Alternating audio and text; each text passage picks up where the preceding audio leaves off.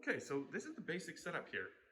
You can see we've just got some really low budget green screen equipment. And all it is some foam core with some green paper on it. Okay, I just cut this with a knife and I glued it together with rubber cement. Same with this guy here.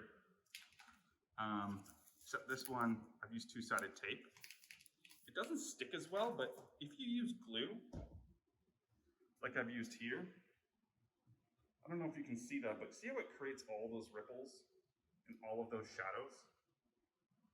The shadows make for an uneven green, and the more even your green is, the easier it is to remove in After Effects.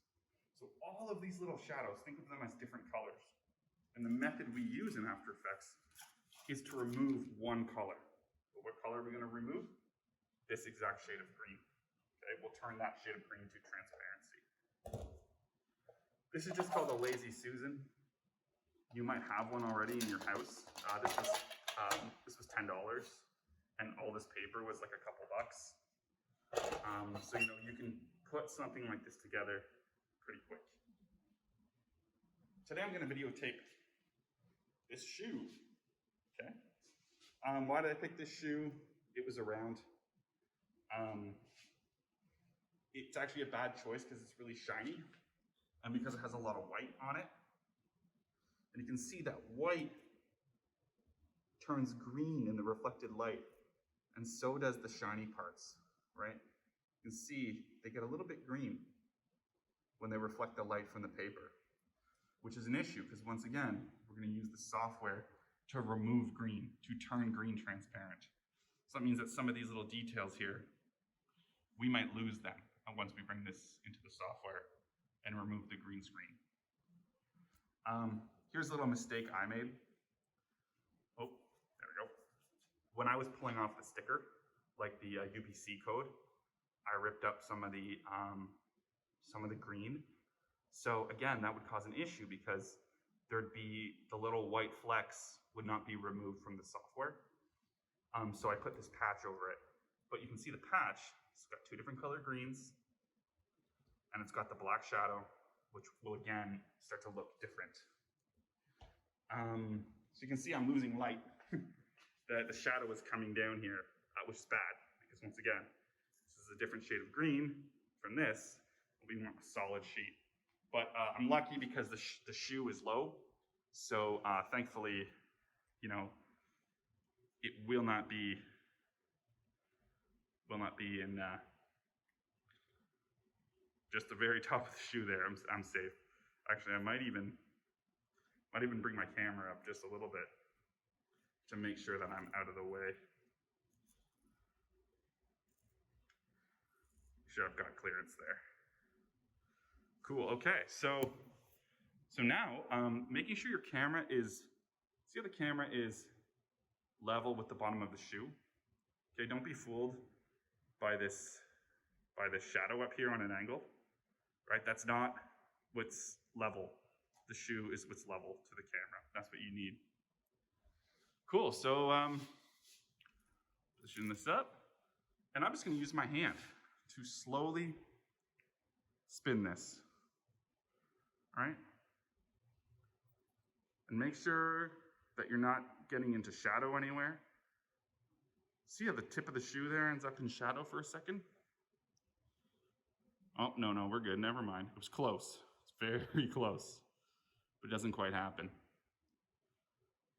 If this shoe, actually look, see the shoe there is over that darker part of green? That means the very tip of the shoe may get cut off. So I'm just going to reposition it. And it's, oh, wait. All right, we're safe. And it's okay if your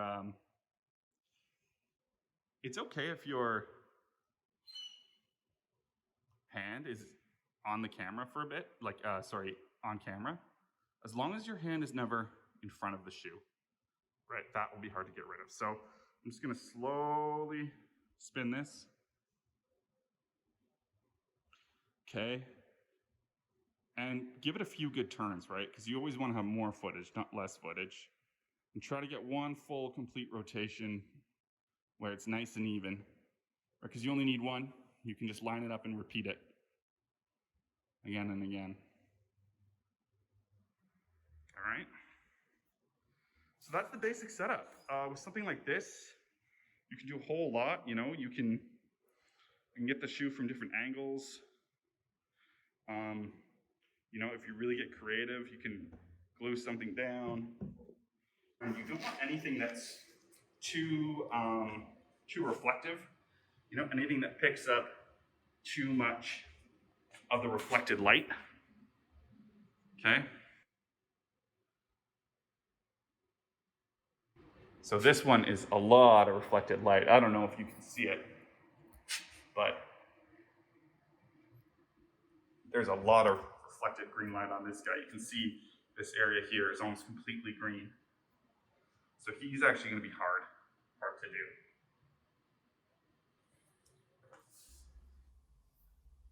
All right, so we've got all our video imported. You can see I've shot multiple takes for everything I needed. And what I'm going to do before I go into After Effects is trim these clips down to the parts that I will think I'll need. The reason I'm going to do that is because After Effects is not really a film editing software. It's not a make cuts style software. It's not good for trimming up clips. So, you know, that's what Premiere is for, editing like that. So if you ever are in a scenario where you do need to bring multiple, take footage and cut out just the shots you need, then it can just be easier to use something lightweight, do it in advance. So in this case, I'm on Apple, so QuickTime actually has built-in film cutting tools. So all I want to do is find a point in this video where the shoe makes one smooth circle. Okay, one full smooth rotation. And that way I can just repeat that rotation again and again, and that will give me that spinning effect that I'm looking for. So I just saw one that looked good. It looked like it was at about 14 seconds, maybe. So from about here, I don't know, there's a bit of a jerk there that I didn't like. 18 to 21 looked good. All right, let's look at that again. Okay, so from right about here,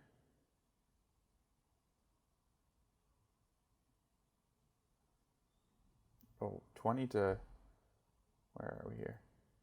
I think this is going to be the one I want. So from right here, yeah, that's a good spin. So what I'll do is, that was about 20 seconds. What I'll do is trim it from 19 to 24, and then I will dial in the very, very, like the fine detail of capturing a full rotation over in After Effects. So in this case, we can do edit, trim, and I'll bring this in here. Okay, right about there is good. And what did I say? About 22. And I'm going to hit trim. Okay, so now I've just got this really short clip here that captures one full rotation. And that's the one I'm going to use in After Effects. So I'll save that. I'm going to save it as shoe trimmed.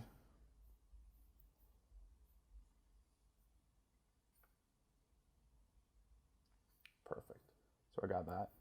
And then I also need a clip of myself, the footage of me throwing the video into, throwing the shoe into the air. I've already trimmed that one down. So, but I'll just show it to you so you can see what it looks like. So I just trimmed this section out here.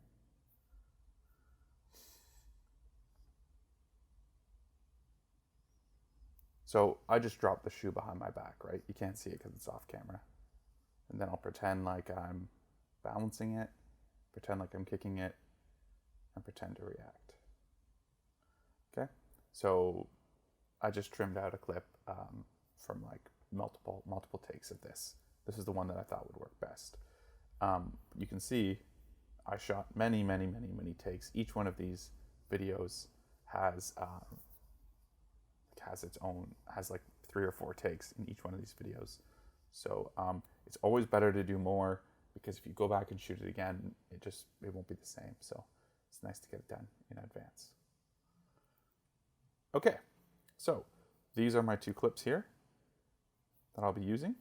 I also have this clip here, which is just a sound effect of a ball getting kicked. It's a video. So what I'll do is I'll bring the video in and I'll just hide the video and the sound will still play. So it's just the sound of a football getting kicked. Right. Cool, so now we're all set up. We can jump into After Effects. Create a new composition, and I'll just call this shoe spin. And the very first thing I want to do is save my project. I want to save it somewhere that I know where it is. I want to save it beside all my other stuff. So I've got my green screen folder, and I'll call this tutorial. Maybe I'll call it green tutorial. All right. Now, let's go and get our shoe clip. Drag it in. Drag it into the projects panel. Right? And we'll drag this into the stage. Drag it into the layers panel over here. Okay, now I want to make my life simple, okay? I don't want to make my life difficult. So the very first thing I'll do is just mask off the shoe. I'm going to mask the shoe off because this right away is going to, this right away is going to just cut out all the noise, all the visual distractions, and it's also going to make it easier for the software to do the green screening effect for me. So I'm just going to select the layer and draw a mask over the shoe. I want to make sure, because it's not quite centered, you can see that the toe kind of sticks out further than the heel. So just want to make sure I capture the toe on both times. I'll just sneak this in a little bit right there. Make it as small as possible. Sneak that in a little bit right there. Cool. All right, and just for to make this easier for me to see, I'm going to create a new shape layer. And on that shape layer, I'm going to create a blue background by double clicking on this rectangle. Right? I'm going to drag that layer behind. Right? And this is just to make everything easy for me to see. Okay, so I know what my shoe is looking like on a background. And I'm going to lock that because I don't want to be grabbing it all the time by mistake. Okay, what else should we do here? Let's trim this down. Let's trim this right where we need it. So remember, I want to get a full rotation, so I want to trim the clip from here to, okay, well, we ran into a problem here. My composition isn't long enough, right? See how I can't bring the scrub bar all the way? If you have that, remember, you can go to Composition, New Composition Settings, and just make it a little bit longer. So I'm going to make this 6 seconds. Duration will be 6 seconds. Now I can see one full rotation? Starts here, comes around. There we go. Roughly one full rotation. Let's bring my background back. All right. So even though the clip is now, the composition is now 6 seconds, we have these little handles here, and this is called your work area. So if you want to work in an area of time which is smaller than the total composition, you set up your work area to sort of focus on that. So this is the end of my of the spin cycle, right? This is about where it's going to end. So I'm going to grab the work area and set it up right there. And then I want to find where the spin cycle starts roughly, which is maybe about here, and bring the start of the work area in line with that. So now when I play it, my current time indicator will come to here, start here, and when it gets to here, it's just going to start back over. So let's watch that. All right, let me turn off the audio. If you want to turn off the audio while you're doing this, just click that. All right, so it looks good. There's like a very slight jump, but it's not bad at all. We can sort of dial it in. We can experiment with it. Let's see here. So it looks like it jumps forward slightly. So what I'm going to do is just move my work area 1 frame forward. That looks really good. I barely see a jump. You can try 1 more frame forward and see if it looks better, but no, that looks worse. So we're gonna leave it right like this. All right. The last thing I want to do is right click. I'm going to right click on the timeline here, right here. Pardon me. Right click on your work area. So just below the timeline, right click on the work area, and you'll see trim comp to work area. This is going to trim the composition to fit just this section. Okay? And so if you didn't trim the clip in advance the way I did, this is especially useful for you.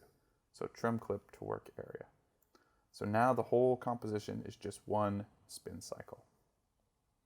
Right? And now that this is all set up, we can start to green screen. This out. And it's actually called keying, right? Keying. So we need to find the effects panel. Go to Window, Effects and Presets. Okay. And you're just going to want to search for something called Key Light. And you should see one that is Key Light, Key Cleaner, and Advanced Veil Suppressor. Okay? And if your layer is selected, if your movie layer is selected, in this case it's my shoe, then you can just double click and it will apply the effect. You could also drag it onto the clip.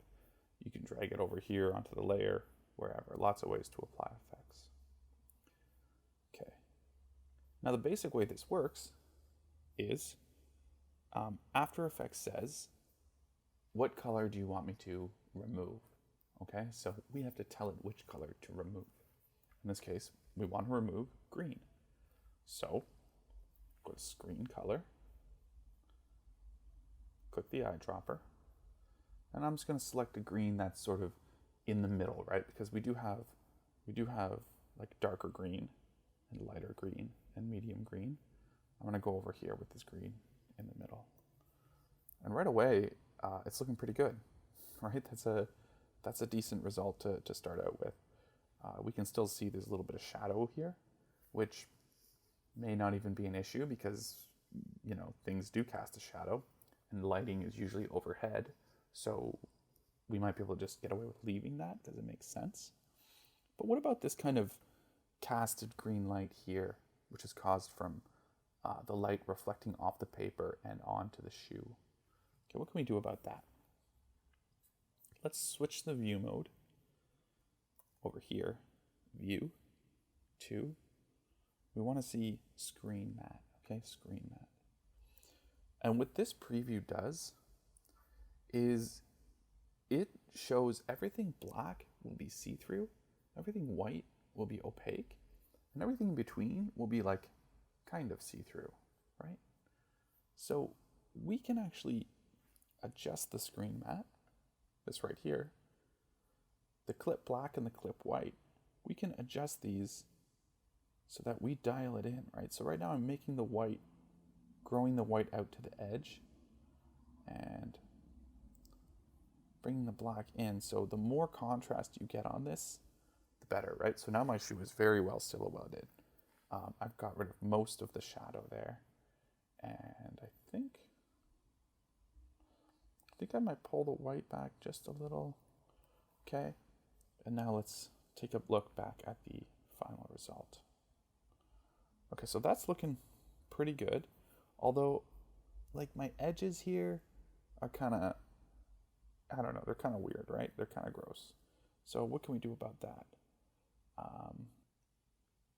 Experiment with the settings, but what I'm going to do is look at my key cleaner settings.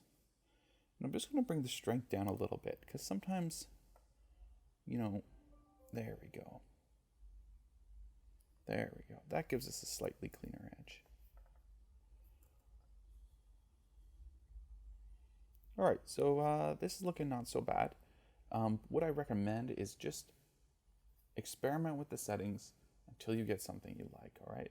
So right now, it looks like I'm cutting off too much along here.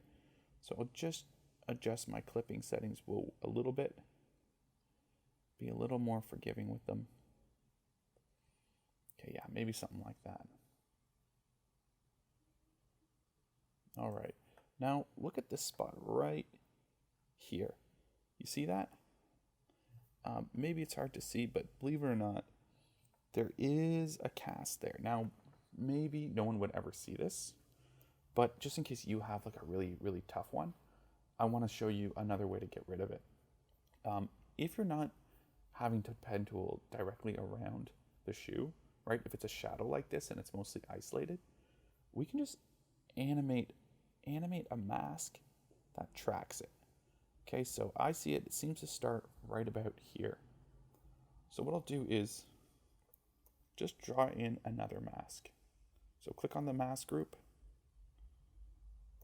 go get your pen tool, which is selected with G, and I'm just going to manually draw a mask here. It should be set to subtract, because you want to like remove whatever's in that mask, right? And we're going to enable keyframing for this mask path, right? So we'll lock it in place at this point. We're just going to move forward and adjust this mask as we go.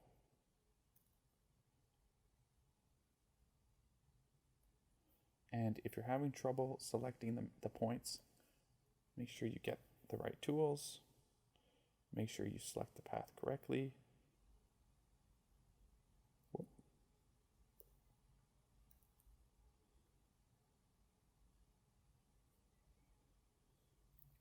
Okay, so right? And down here, we need to grab this guy here and pull it over. Just going to adjust the mask to clip out that shadow without clipping out our shoe.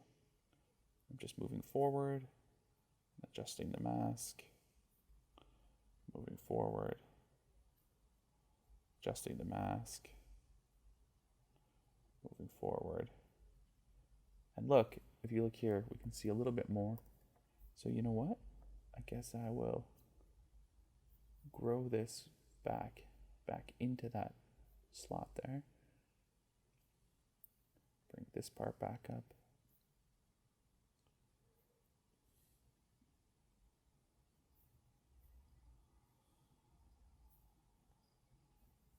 All right. And I want to make sure that at every point, my mask is never ever like deleting parts of the shoe that I want to be able to see.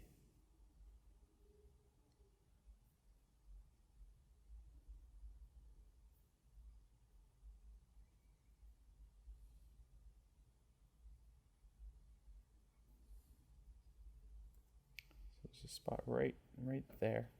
Maybe I'll just get my pen tool and I'll add a point and I'll pull it. Oops. And at that point, I'll pull it down a little.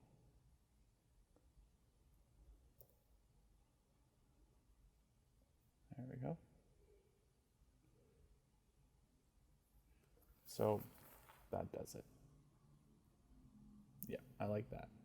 So now we got our perfect spinning shoe. We've got rid of most of the what's called spill, the light spill, and most of the shadows. And I like that. I like that. So I'm going to save this. And this, remember, is our shoe trim, our shoe spin. And really, we don't want this blue background on it anymore. So I'll delete that blue background. And now we just have a composition of a spinning shoe here, and we can bring this into anything we need to bring it into. So at this point, let's go and get our clip, our shoe clip. Bring that in.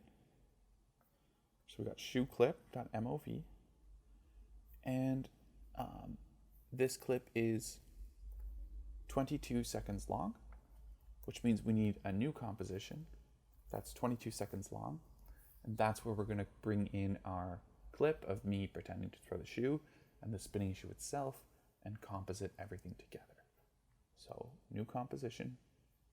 I'll call it I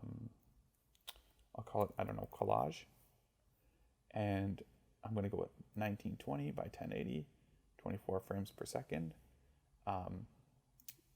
Actually, let's do 60 because that's actually what I shot this at.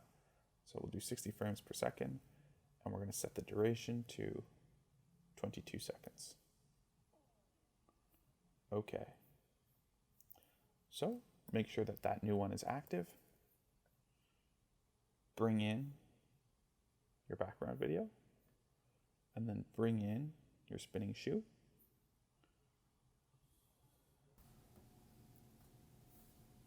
So let's take a look at what we got here. If I play this, it just spins and then it goes away. I want the shoe to spin like the whole time and never go away. So I want to loop this rotation. So to do that, I'm going to right click on the composition, shoe spin composition, and go to time, enable time remapping. And you should get these two keyframes here, one at the very end, one at the very beginning, right? And they'll be time remap keyframes. Now, I'm going to right click on time remap, go to keyframe assistant, go to edit expression, And this is an opportunity to type in code that will cause this to loop. But if you don't know the code, that's okay. If you don't know the expressions, there's some that are pre-programmed. So click on this little play button, and you'll get property, then loop out. Okay, so here's the code that gets generated. It's going to make it cycle, and let's hit play and see what happens.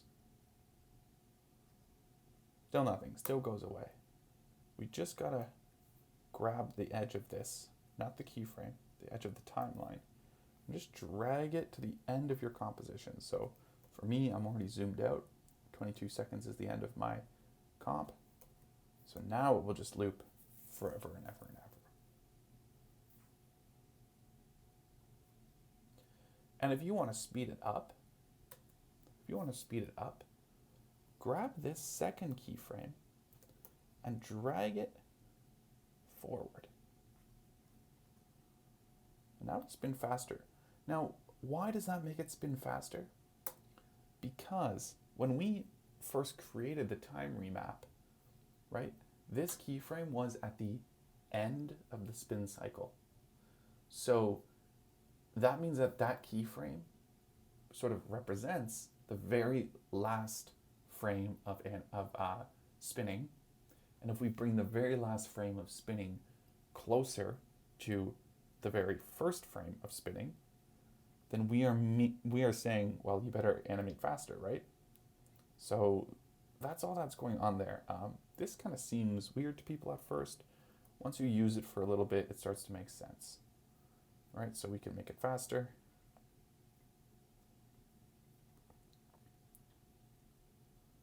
Or if we stretch this out, we can actually make it slower. Okay, so I'm going to make it, I don't know, about that fast. That works just fine for me. And, you know, it's really easy to change down the road anyways. So now that we have our shoe and it's spinning, let's start thinking about maybe sizing it. Let's scale this shoe to something that fits this composition. So what I'll do is I'll go to a point where I can kind of see the shoe on the video, the real shoe, let's say, maybe right about there.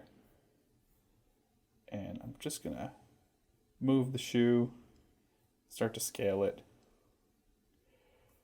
You know, I don't know,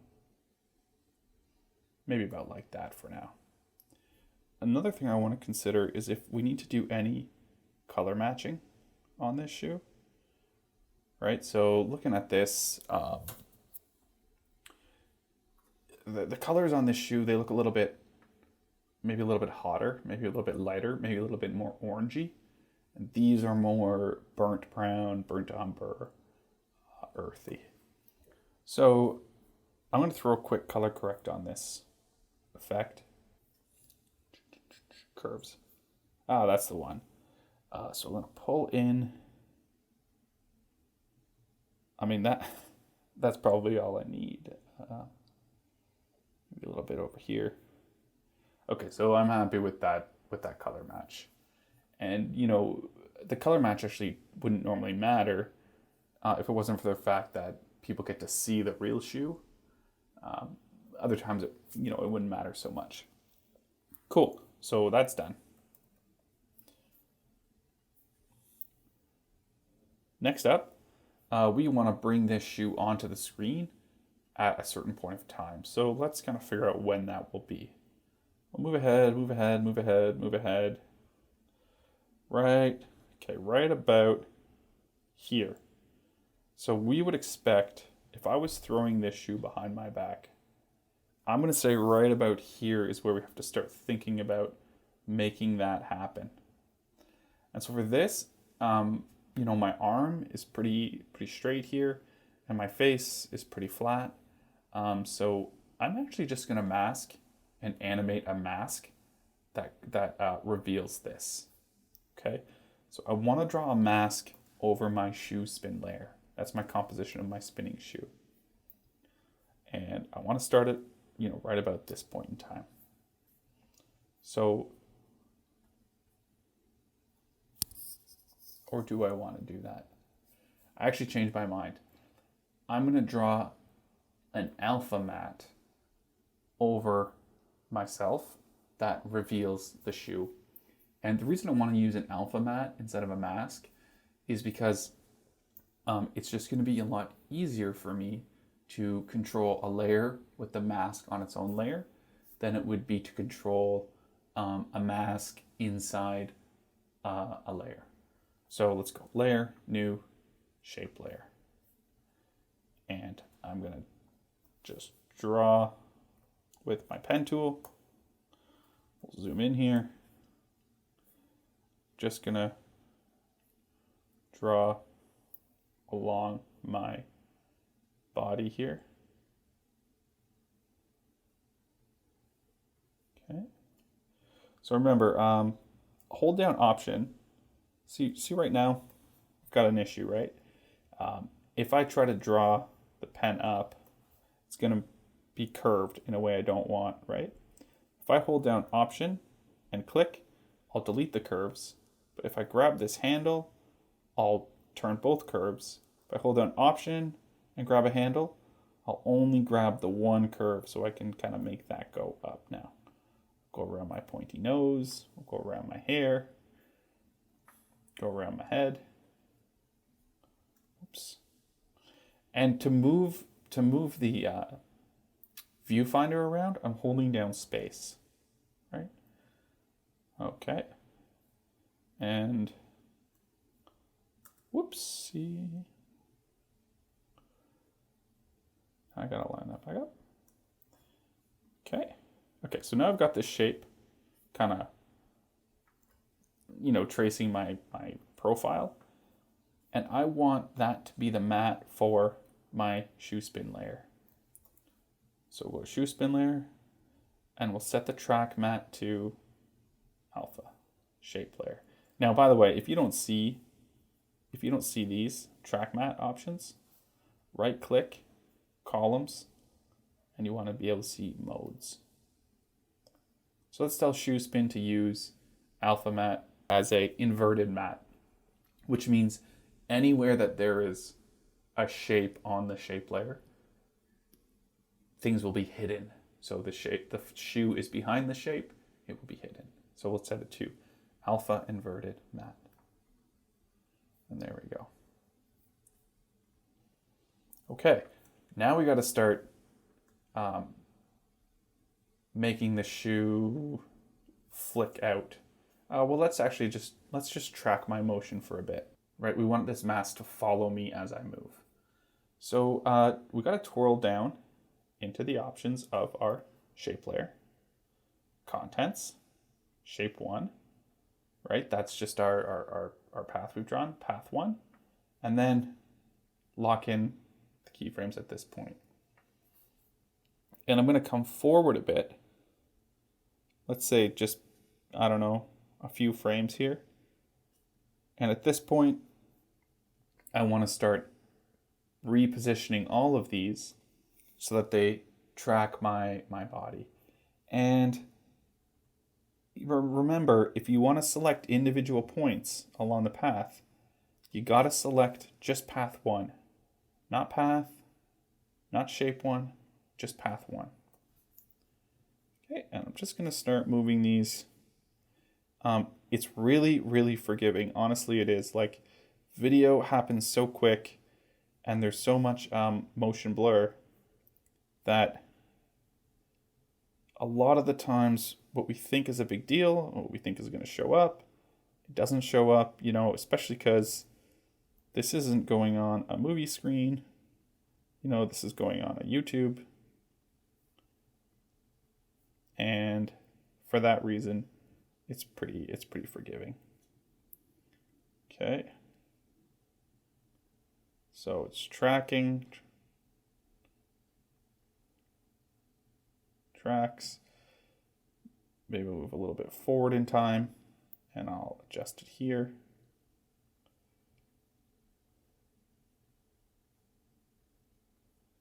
And again, make sure you enabled keyframing, because if you didn't, you're going to draw a whole layer. You're going to, set up a whole layer, and you're going to set up the mask, and it's going to just not be there.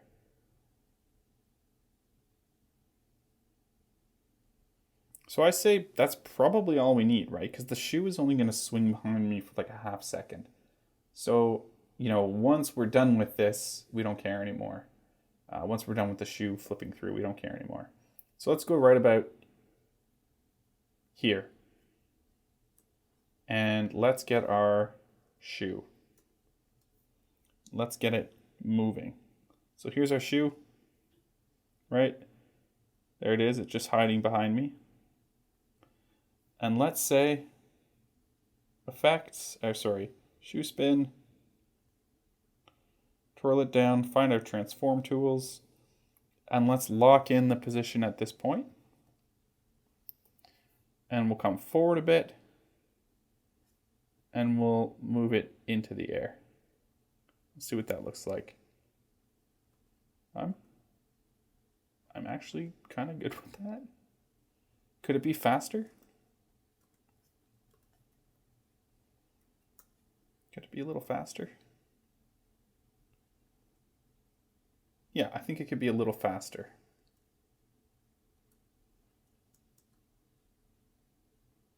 I think it could. And also, I don't know, that the mask is good. The mask is good. We're cool. It could be a little faster, and maybe it could start from a little lower, right? Seems like it should be maybe down here. So what I'll do is I'll go back to that initial keyframe. Right, I'll put my current time indicator over that initial keyframe. If you're ever not sure if you're right on the keyframe, you can use these two buttons here to jump from one keyframe to the next. So now I'm positive I'm on it. And I'm just going to move it down a little, like that.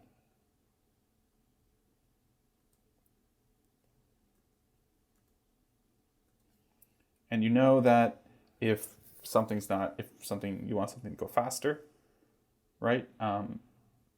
Well, I actually have two options. I can either move the keyframe closer so that it goes faster. That's too fast. Move the keyframe further. Yeah. Another thing you can actually do is move it further away, because if it's further away, then it has to travel faster to get there in the same amount of time. But I mean, that's probably too fast. So remember, I want to get back to this keyframe and edit that keyframe. So I can use this back key here. Bring it back to where we were. Maybe put a bit of a curve on it. Let's check that out. I mean, I think that's good. I think that's good.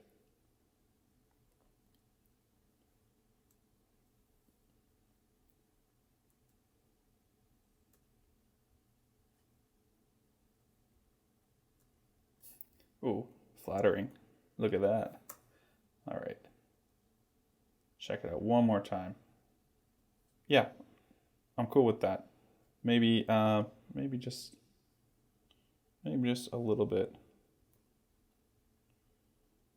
Adjust this curve just a little bit. Okay, so now we got to make it come back down. So it's up here. And if you want to give it some hang time, right? So boom, it looks like it should be kind of off screen right up until about now. Lock that position in again, right? Because if we say, oh, I want it to be on screen now, right? If I grab it and pull it in, then, you know, it's going to spend that whole time falling, right? So it's going to fall real. See that? It just looks not right. We want to say in the air, still in the air, probably still in the air. So lock it in. Just add a keyframe. Same as the first keyframe, it goes up. Whoop, it goes up, it's still up, and then when it falls down, we want to pull it down. Right like that.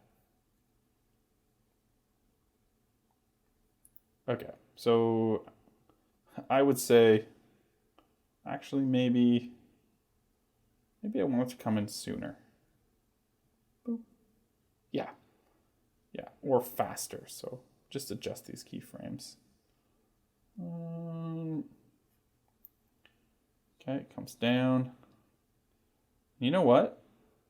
My hand is like coming up to meet it, but I actually want it to come into my hand. Oh yeah, so let's actually move these keyframes to like dial them in right where I want them. So this keyframe is the one that locks it in the sky, right? We want to lock it in the sky. And then this keyframe is the one that's telling it when it's going to be down. So actually, I feel like I kind of want it in my hand right about there to hit my hand. Yeah. Okay, so I'm liking that. Boom. It just doesn't come. It just kind of stops, but it should probably continue.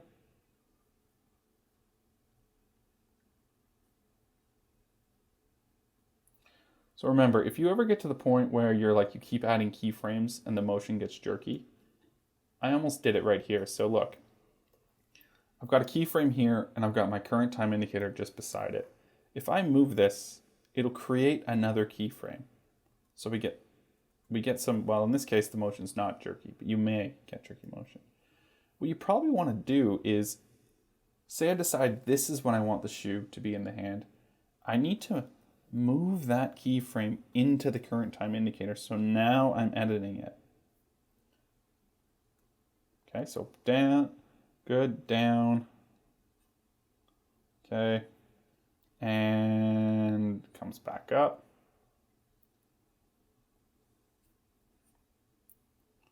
Comes back up. Okay, so at this point we have an option. We can choose to just go through this, step by step, and keyframing all of the motion of my hand moving here, right? We have that option, so I can move the current time indicator forward, move the shoe down, move the shoe down, right? And in this way I can sort of try to manually keyframe it. And that's a completely viable way to do this. You know, lots of people would do it that way. Or I can set up a tracker and I could try to track this. And then it will track, it will create a null object, which is just an empty layer that I can ask my shoe to follow. And that empty layer will track the motion of my hand. So let's explore that method, because I think we're all okay with keyframing the motion at this point. So what I'm going to do is I'm just going to hide my shoe for now, and I'm going to turn on my tracking tools. Tracking tools.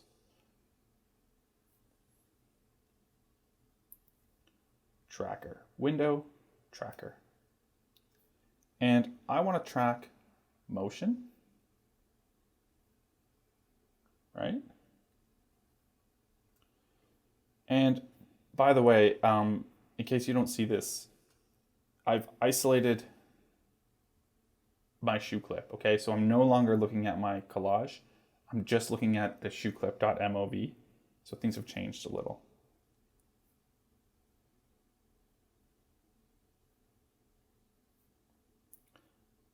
And when I click track motion, you'll see, it's kind of hard to see here, but track point 1 has arrived.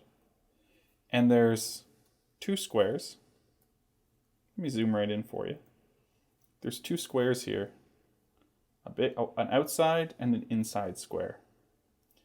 And the outside square, is like, well, let's go over to my hand and make sense of this. The outside square is saying that this is like the area around the thing. The hand is the thing, okay? And basically right now the area around the thing is the road. So it's saying, look at this whole area. And then the thing is my hand. So the thing is my hand. There's this roughly the center of my hand, right? So the software basically says, okay, so you want to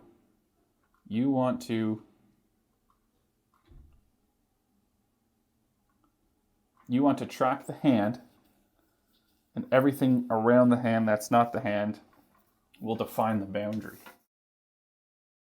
And if I hit play, this play right here, it's going to try to manually track. So I'll just hit play and we'll see what happens.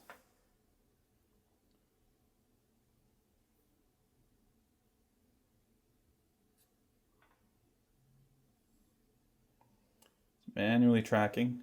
I'll probably speed this up.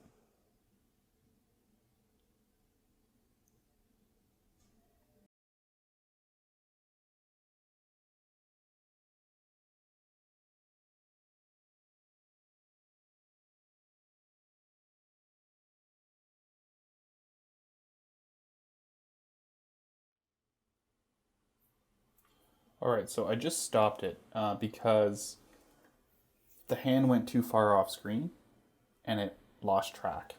But it's pretty good up until right about here. So at this point, we can actually move it forward 1 frame at a time. So we can move it up until the point where it misses, and then I can start to manually reset it.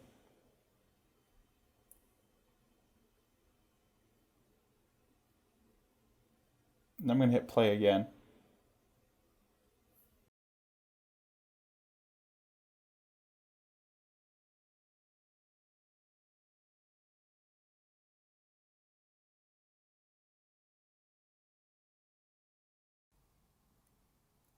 All right, so our motion tracking is done. Now we need to get those keyframes and get the shoe to follow those keyframes. So you might ask, well, where are the keyframes? They're just over here in your shoeclip.mov layer.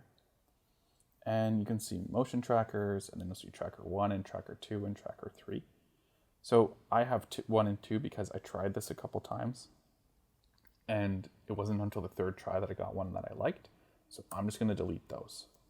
And now I've just got tracker 3. Okay. Now don't forget, you're probably still in isolation mode. So let's get out of there and go back to composition collage. Like that's our whole clip. And it would be nice if we could just tell the shoe, let's turn it back on here, tell our flipping shoe to grab onto the tracker and follow it. But if we do that, then all the keyframes we already made are going to get messed up, right? Because After Effects is not going to understand, well, what's going on with the other things we did if now we're following the tracker, right? So what we got to do is kind of create a new shoe, and that new shoe will follow the tracker. And the first thing I want to do is duplicate the shoe spin composition I already have, right? So we're going to duplicate this because I want to preserve my size, and I want to preserve my color editing that I did, remember? So we'll duplicate that. But one thing I don't want to preserve are all the position keyframes that are already created, right? I want to delete those. So just delete them, right?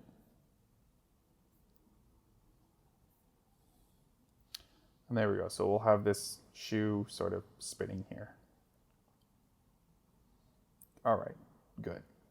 Now what we've got to do is line this shoe up with, that's funny. We got to line this shoe up with the other shoe. So we'll just do that. I'll drag it and I'll line it up. I'm waiting for the shoe to stop, by the way, at the point where this shoe stops moving. I'll line my shoe up with that one here. Cool. And then I'm going to parent the position of my new shoe. Let's rename it. I'll call it new shoe.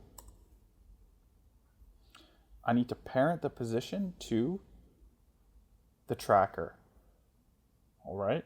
So I'm going to grab position here. If you can't see everything, just make this big. There we go.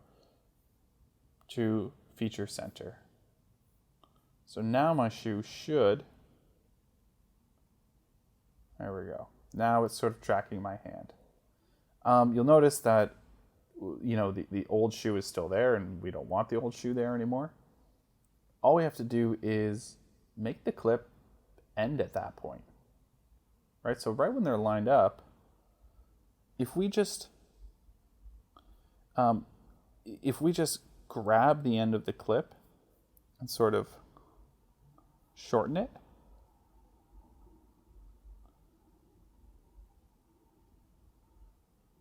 just gonna shorten. Oh, now they're not lined up. Oh man. We'll zoom right in there, line everything up, done. And I'm just gonna make this disappear at this exact point. So going. Shoe is here, the shoe is here, the shoe is here. It lands and it vanishes. You can see that the layer ends at this exact point. So also we want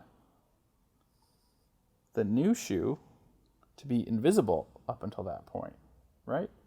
So like if I grab this and bring this in, right, it's just gonna vanish, which is good. We don't want it to appear.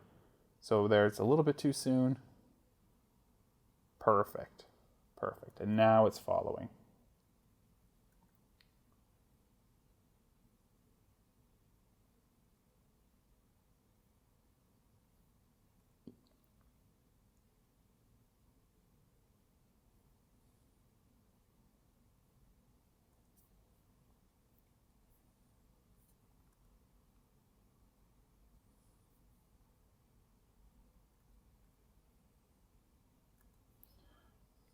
looks like I knocked things out of sync a little bit. As you can see that my mask no longer lines up perfectly, but that's okay. We're just a little out of sync. All right, so there's one other problem here, which is that the shoe is tracking, like the middle of the shoe, right, is tracking the middle of my hand. We can manually edit that. To do that, we're gonna just do a little bit of expression coding, okay? Right click on the position of your new shoe, if you have this problem, and click Edit Expression, and you're gonna see some code. It says this comp. So on this composition, there is a layer which is called shoeclip.mov, right? That's the layer where we created our motion tracking. Inside that is something called tracker 3. Inside that is a track point 1, and we want to look at the feature center. So literally all that means is there's a layer called shoeclip.mov, right? It's got a motion tracker called tracker 3 with a track point with a feature center. Okay, that's exactly what we did when we made the pick whip. Now I just want to modify it slightly with my own code. I'm going to create a new line, and I will say plus square brackets 0. Okay, that's 0 pixels in the X direction, comma, and I want to move back, I'm going to say negative 130 pixels in the Y direction.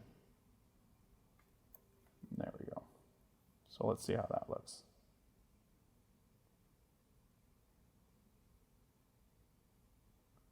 Beautiful. Okay. Beautiful. So we do have a slight issue now where because of my change there, we're not quite lining up with the other shoe anymore. It's kind of a bummer. So the way I think I'll fix that is to just not make the old shoe disappear so soon, because I can no longer manually reposition this shoe, right? It's tracking. So what I can do is go to my old shoe and right about here. So I'll bring my old shoe back to life here, and I'll move forward to that point in time, and I'll move old shoe up to line it up. Okay, and I'll make new shoe not appear until that exact moment in time. And there we go. Oops.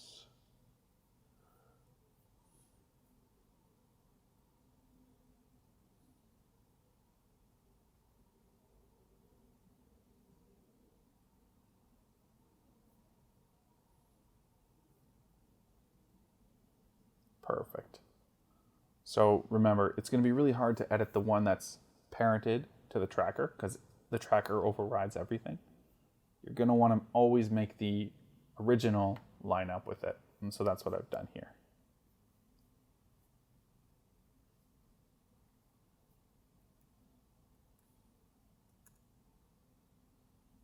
Okay. Now there's some spots where, I really don't kind of like the tracking. So let's go back to that one of those points. Where is it? There it is. Wait. There. It's right there. That thing right there. So we're good.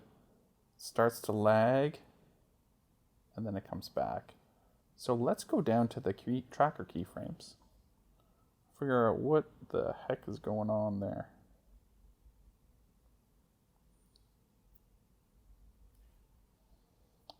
We can manually override these. So, whoops. It's hard to override them by clicking on the screen, so don't even bother. Just find the ones where it's off. I'm looking for them. Okay, it's kind of off at this point. So the second number is the Y. I'll just adjust it. And maybe you won't have to do this. Maybe your tracking will be just fine, so you won't have to deal with this. But mine was not fine, so I do have to deal with this.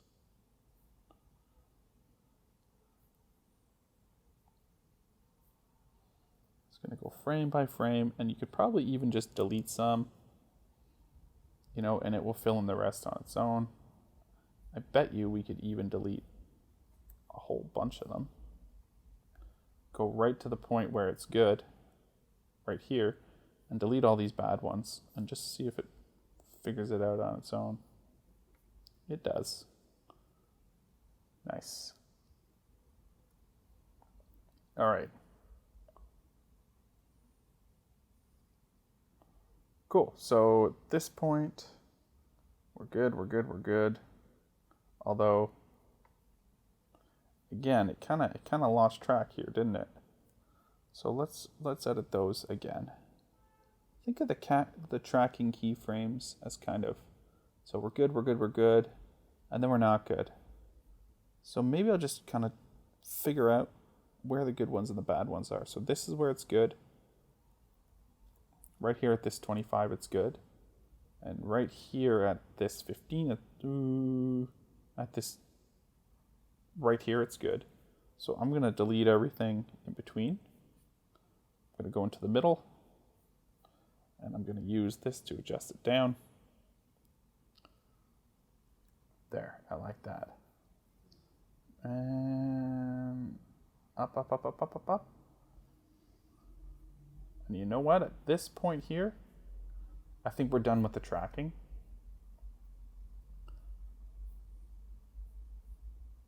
At this point here, I want to start a new shoe again, because I want to make it go up in the air and I want to release from the tracking. So what I want to do is actually shorten this clip so that, it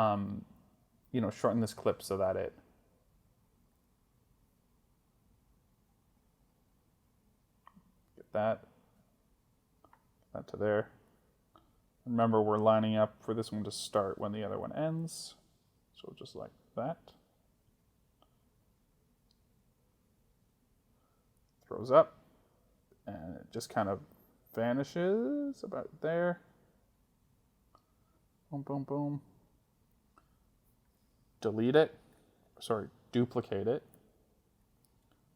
So I'm duplicating this shoe.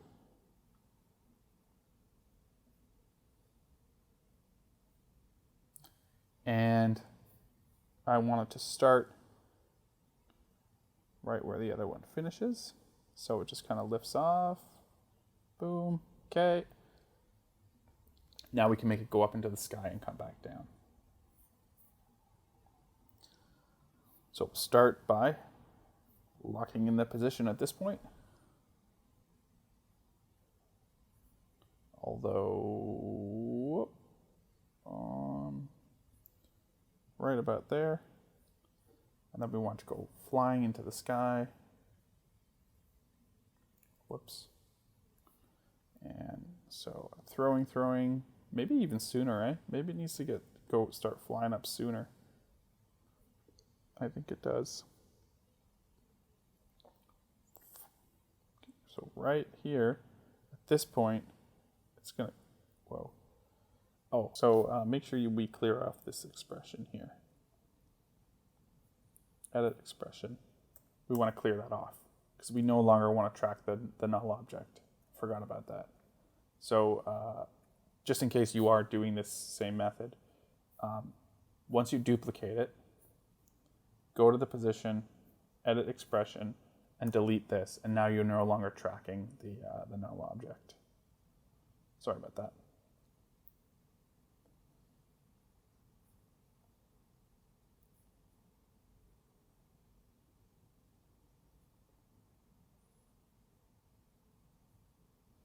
So I'm just syncing these up in terms of the rotation.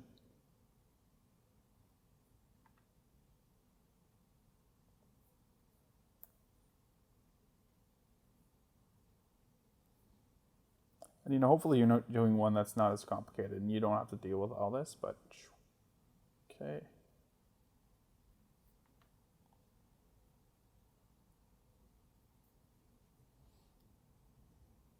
So it's getting thrown. Perfect. Position is locked in. At this point, it should be way thrown up into the air.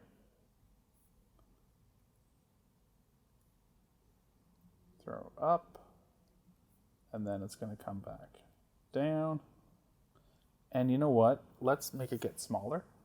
So we'll go back in time. I'm going to lock in the scale while it's off screen. And then as it falls down,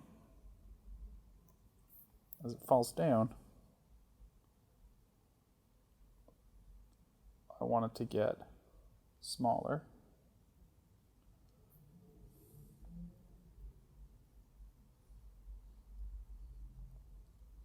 Maybe we need to move these keyframes forward to line up a little bit better with my foot.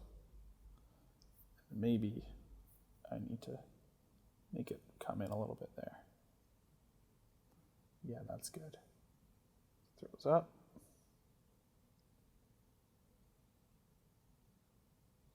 You know what? Looks like it's got to go even lower. And it's got to happen sooner.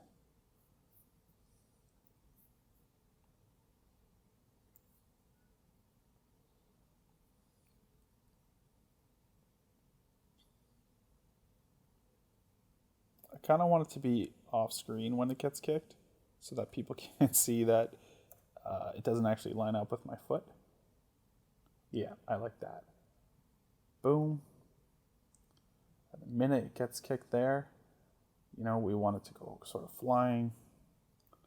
And you may have to adjust these anchors to make this look natural. So let's see what that looks like. Actually, that looks good to me. So there, and then we're going to want it to go over towards the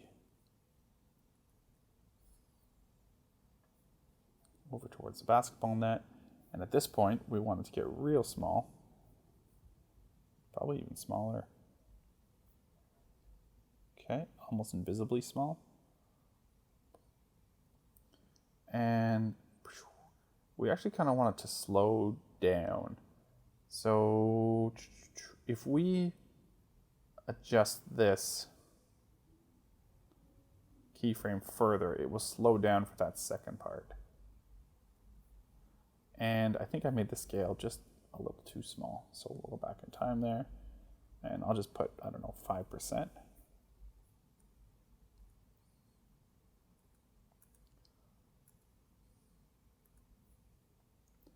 And maybe even a little tiny bit smaller, maybe 3%. Yeah. So boom, it hits.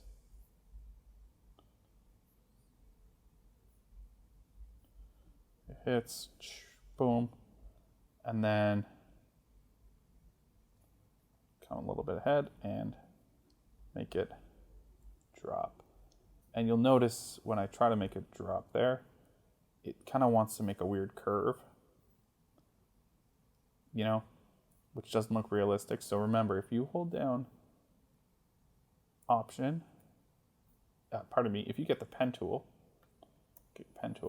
and hold down Option and click, it's going to turn it into like a straight corner, which maybe you actually don't want. So click and drag, and you can maintain the curve on the top. Then if you hold down Option and click, or if you hold down nothing and click there, you can adjust the curves like this. There we go. So it goes boom and drops down.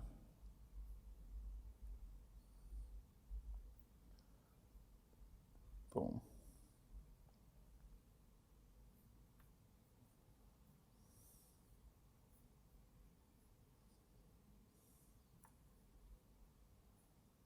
All right, look at that. It looks like I've got a slight artifact here. So rather than mess around with the mask, I'm going to be really lazy. And I'm just going to drag the beginning of that layer to not even appear until my body is in front of it. That's cheating, but I don't care.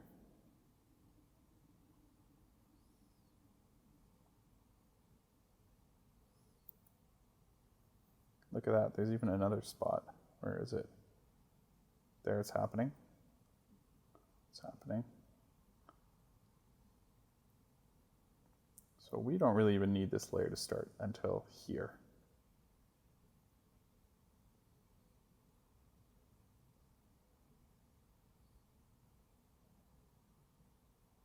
All right, cool. There's one other thing we're going to do here, and it's going to make this look a little bit tidier. And we're going to turn on motion blur, which is just this guy right here.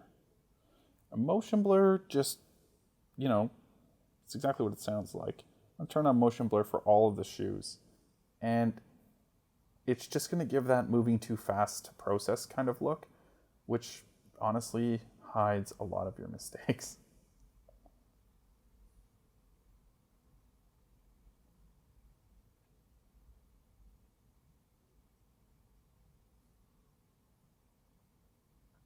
So there you go. Lots of different techniques in use here. The green screen is the main thing, and I just thought the motion tracking would be a nice thing to demonstrate. It has a lot of uses, but you could have manually keyframed it as well. You might even find that that's easier. It's completely up to you. Okay, thanks for watching. Hope it wasn't too long. Have a good day.